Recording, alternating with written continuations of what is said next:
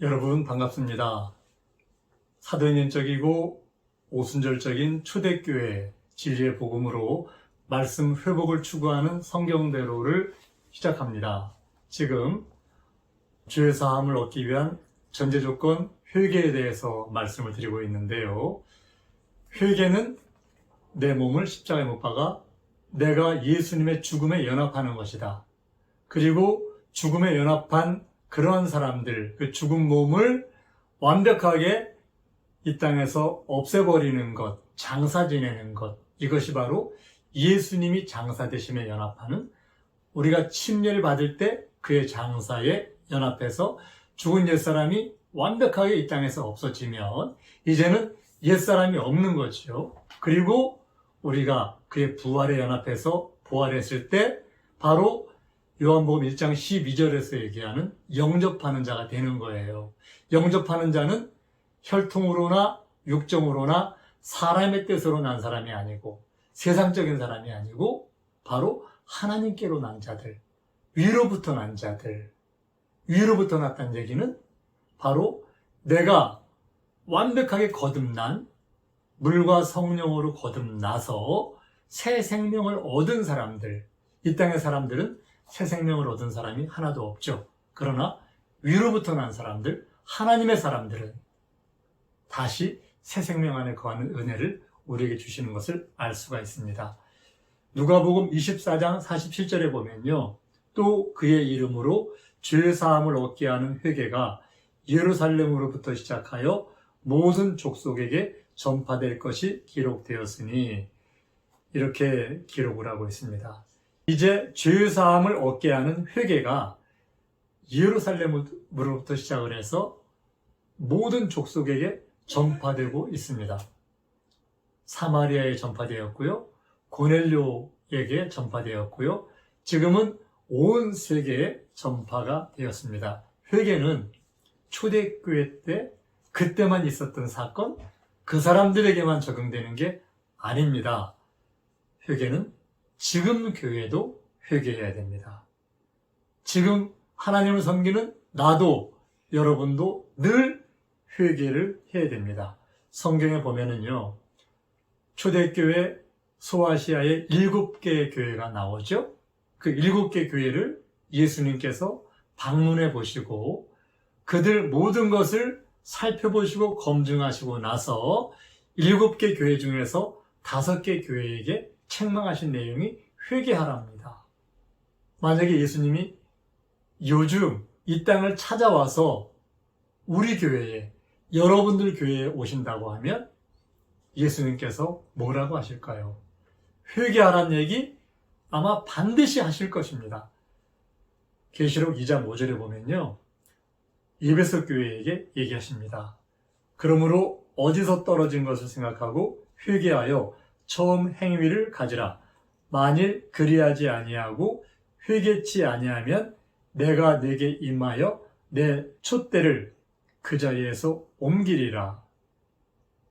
처음 행위를 다시 회개하고 갖지 않으면, 처음의 사랑으로, 처음 행위로 돌이키지 아니하면, 회개하지 아니하면 내가 네게 임하여 내 촛대를 옮기겠다고 회개하라고 에베소 교회를 권고하십니다. 책망하십니다.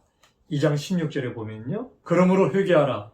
그리하지 아니하면 내가 네게 속히 임하여 내 입의 검으로 그들과 싸우겠다고 이렇게 말씀하세요. 2장 21절에 보면요, 두아디라 교회에 또 내가 그에게 회개할 기회를 주었으되 그 음행을 회개하고자 아니하는도다, 이런 말씀이 있어요. 3장 3절에 보면 그러므로 네가 어떻게 받았으며 어떻게 들었는지 생각하고 지키어 회개하라. 만일 일깨지 아니하면 내가 도적같이 이르리니 어느 시에 내게 임할는지 내가 알지 못하리라, 이렇게 얘기하고 있습니다.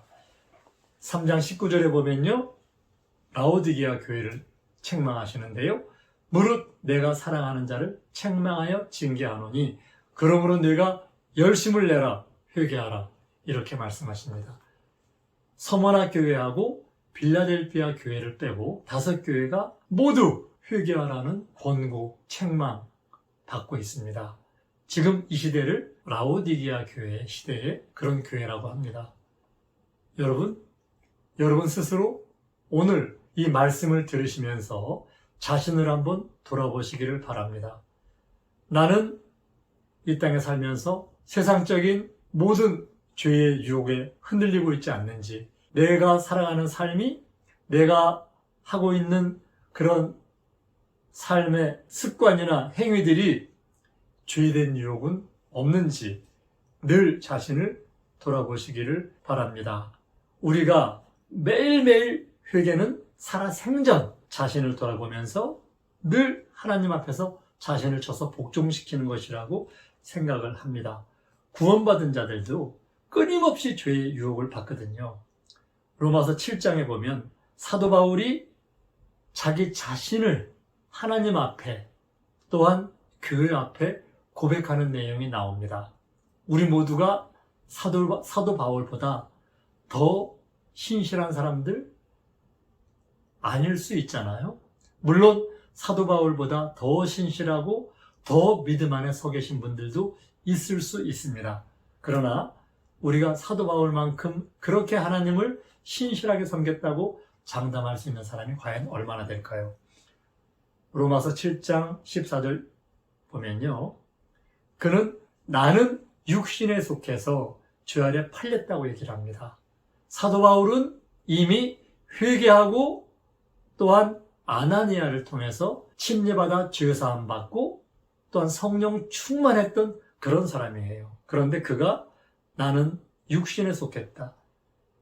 거룩함에 이르는 하나님의 의를 이루는 그런 하나님 안에서 예수 안에 속한 그 사도 바울이 하는 말이 나는 육신에 속해서 죄 아래 팔렸다. 나의 행하는 것을 내가 알지 못하노니 곧 원하는 이것은 행하지 아니하고 도리어 미워하는 그것을 함이라. 자신이 행하는 것, 그것을 사도 바울도 모르는 거예요. 왜? 그가 행하는 것은 원하는 이것은 행하지 아니하고 미워하는 그것을 행하기 때문에 여러분들도 여러분 스스로가 여러분이 행하는 삶을 여러분이 행하는 말과 행동과 그러한 여러분의 손으로 하는 일들을 여러분들이 알지 못할 때가 없으신가요? 여러분들이 평상시에 하면 안 된다고 생각하는 미워하는 것들을 여러분 손으로 하는 것은 없으신가요? 우리 모두 오늘 이 말씀을 상고하며 자신을 돌아보았으면 좋겠습니다. 이제는 이것을 행하는 자가 내가 아니요 내 속에 거하는 죄니라. 하나님을 섬기는 선한 양심과 하나님을 향해서 나아가는 의롭고 거룩한 마음으로 세상에 죄된 것 행할 수 없죠. 사도 바울은 그가 행하는 건 내가 아니고 내 속에 거하는 죄다. 죄의 소원이 나를 이렇게 만든다. 이렇게 자신을 돌아보며 회개하고 있습니다. 모든 사람은 죄성이 있습니다. 그래서 성학설이 나왔잖아요. 우리는 육체의 정욕과 내 눈으로 보는 안목의 정욕, 또한 높아지고 어깨에 힘주고 싶은 이생의 자랑, 세상적이고 정욕적이고 마귀적인 이 세상의 내 죄의 소원이 우리 모두를 끊임없이 넘어뜨리려고 하고 유혹하고 미혹하고 있지 않습니까? 사실은 이러한 마귀가 놓는 올무에 수많은 믿음의 선진들도 거기에 갇히고 빠진 것을 성경은 기록하고 있습니다. 18절에 보면 내 속 곧 내 육신에 선한 것이 거하지 아니하는 줄을 아노니 원함은 내게 있으나 선을 행하는 것이 없도다. 그러니까 내가 하는 행동, 내가 하는 말, 내 삶을 볼 때 내 육신에는 선한 것이 거하지 않는다. 원함은 있는데 선을 행하는 게 없기 때문에 내 속에는 나는 원함은 있는데 선을 행하지 못하는 죄에 속한 사람이다. 나는 죄에 속한 사람이다. 이렇게 지금 사도 바울은 고백하고 있습니다. 그러면서 만일 내가 원치 아니하는 그것을 하면 이를 행하는 자가 내가 아니요 내 속에 거하는 죄니라. 죄를 이기는 방법, 세상을 이기는 방법. 늘 우리는 하나님 앞에서 내 자신을 십자가에 못 박는 그런 삶을 살지 않으면, 십자가에 못 박힌 예수님을 늘 영접하는 삶을 살지 않으면 이 땅에 살면서 죄를 이기기 정말로 어렵습니다. 내 지체 속에서 한 다른 법이 내 마음의 법과 싸워 내 지체 속에 있는 죄의 법 아래로 나를 사로잡아 오는 것을 보는도다. 우리 마음속에는 두 가지 법이 있어요. 마음의 법이 있고 죄의 법이 있습니다. 여러분 모두 예수님 안에서 죄의 법을 이기는 믿음의 사람 되시기를 바랍니다. 여러분 24절에 오호라 나는 곤고한 사람이로다. 이 사망의 몸에서 누가 나를 건져내랴. 우리 주 예수 그리스도로 말미암아 하나님께 감사하리로다.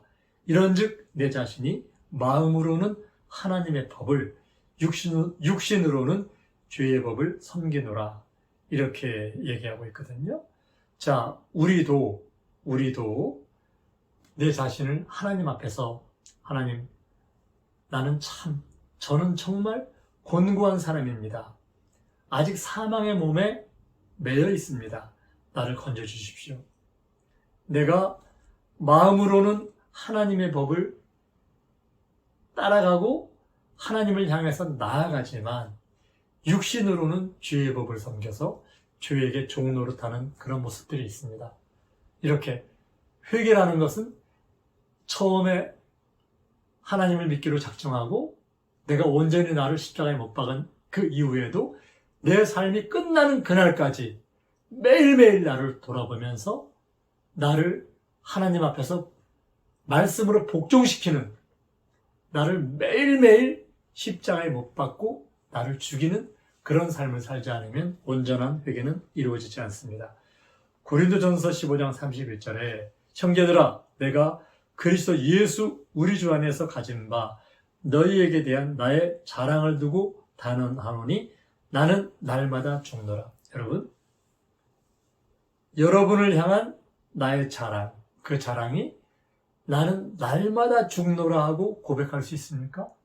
사도 바울은 자기가 날마다 죽는 삶, 자기를 날마다 십자가에 못 박는 것을 그는 자랑을 했습니다. 우리도 매일매일 나 자신을 십자가에 못 박으면서 이러한 나의 성도의 삶을 자랑할 수 있는 그런 사람들이 되었으면 좋겠습니다. 로마서 8장에 보면요. 그러므로 이제 그리스도 예수 안에 있는 자에게는 결코 정죄함이 없나니 이는 그리스도 예수 안에 있는 생명의 성령의 법이 죄와 사망의 법에서 너를 해방하였습니다. 우리가 죄와 사망의 법에 끊임없이 유혹과 미혹을 받지만 여러분 우리가 예수님 안에 있을 때 정죄함이 없습니다. 그 이유는 생명의 성령의 법이 죄와 사망의 법을 이기기 때문에 그렇습니다. 8장 3절에 율법이 육신으로 말미암아 연약하여 할 수 없는 그것을 하나님은 하시나니 곧 죄를 인하여 자기 아들을 죄 있는 육신의 모양으로 보내어 육신의 죄를 정하사 육신을 쫓지 않고 그 영을 쫓아 행하는 우리에게 율법의 요구를 이루어지게 하심이니라. 예수님이 율법의 요구를 다 이루셨죠. 죄의 값을 예수님은 피 흘림이 없은즉 사함이 없는 죄의 값을 그 육신으로 모두 다 율법의 요구를 지불하셨어요. 이제 우리는 성령의 법 안에서 예수님의 죽음과 장사의 부활에 연합하는 그런 믿음 안에서 살아갈 때 이제 우리는 정죄함이 없는 거룩함에 이르는 그런 믿음의 삶을 살 수 있을 줄 압니다. 우리가 이 땅에 살면서 끊임없이 육신의 생각이 나를 지배하려고 하죠. 육신의 생각은 사망이고 우리 영의 생각은 생명과 평안이라는 것. 육신의 생각은 하나님의 원수가 되고 하나님의 법에 굴복도 하지 않고 할 수도 없다는 것, 우리 성경을 통해서 잘 알고 있습니다. 우리 모두 생명과 평안의 영의 생각으로 우리 자신을 늘 날마다 나는 죽노라 하는 그러한 자랑을 하는 믿음의 삶으로 하나님의 영생에 이르는 우리 모두, 여러분 모두가 되시기를 예수님의 이름으로 부탁을 드립니다. 감사합니다. 성경대로